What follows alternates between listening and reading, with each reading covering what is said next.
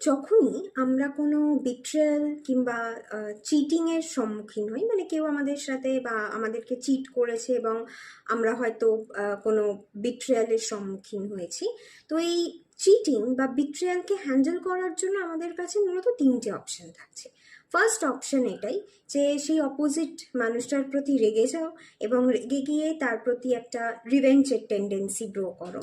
Second option যেটা আমরা পাই সেটা হচ্ছে যে সেই মানুষটাকে একটু বোঝার চেষ্টা করা যে কেন সে আমার সাথে এই কাজটা করলো, কেন সে আমাকে চিট করলো বা কেন সে আমাকে বিট্রে করলো, মানে সে কি ইন্টেনশনালি করেছে নাকি আনইনটেনশনালি করেছে সেটা বুঝবা। আর থার্ড অপশন যেটা আমাদের কাছে থাকছে সেটা হচ্ছে যে নিজেকে এক্সামাইন করা, যে মেবি আমার তরফ থেকেই হয়তো সেই মানুষটাকে চিনতে আমি ভুল করেছিলাম বা আমার তরফ থেকেই কিছু তো একটা খামতি ছিল যে কারণে সেই মানুষটা আমার সাথে এই কাজটা করার সুযোগটা পেয়েছে। তো ফার্স্ট অপশন আমি মনে করি খুবই ওয়ার্স্ট একটা অপশন। তার কারণ রেগে গিয়ে আমরা যখনই কোনো ডিসিশন নেব সেটা অবভিয়াসলি খুব একটা ড্রাস্টিক ডিসিশন হবে এবং রাগের মাথায় কোনো ড্রাস্টিক ডিসিশন নিলে ইন ফিউচার আমরা নিজেরাই নিজেদের সেই ডিসিশনটাকে নিয়ে রিগ্রেট করব।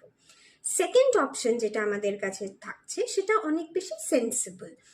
এবং ভালো অপশন, যে ঠিক আছে চলো মানুষটাকে একটা সুযোগ দেওয়া যাক এবং সেই মানুষটাকে বোঝার একটা চেষ্টা করা যে কেন সেটা করলো, তার কি এটাই বেসিক নেচার ছিল লোককে চিট করা বা লোককে বিট্রে করা, নাকি সে আনইনটেনশনালি বা ভুল বশত এটা করে ফেলেছে। আর থার্ড অপশন আমি মনে করি সব থেকে বেশি রিয়ালিস্টিক এই অপশনটা, যে অন্য কাউকে ব্লেম না করে নিজেকে এক্সামাইন করা, নিজেকে রেকটিফাই করা, যে মেবি আমি হয়তো তার সাথে একটু বেশি কেয়ারলেস ওয়েতে মেলামেশা করেছিলাম, সেই জন্যই সে এই সুযোগটা পেয়েছে আমাকে চিট বা আমাকে বিট্রে করার। সো নেক্সট টাইম আমি যখন এই মানুষটার সাথে মেলামেশা করব তখন আমি কেয়ারফুল ওয়েতে মেলামেশা করব,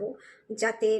ইন ফিউচার এই ধরনের মানুষেরা আমাদের থেকে কোনো রকম কোনো অ্যাডভান্টেজ না নিতে পারে।